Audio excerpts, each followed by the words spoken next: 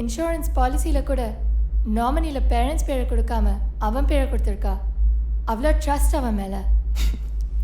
ஆனால் அதை கூட புரிஞ்சுக்க தெரியாத சாடிஸ்ட் சார் அவன்.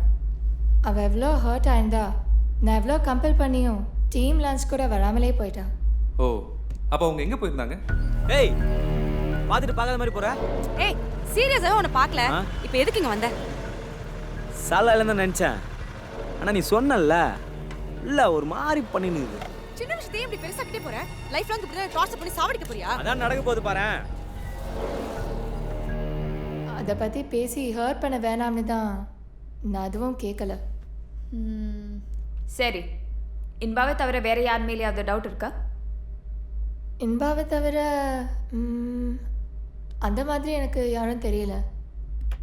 அப்போது இன்பா பண்ணியிருக்கலாம்ல? அப்படின்னு என்னால் சொல்ல முடியல.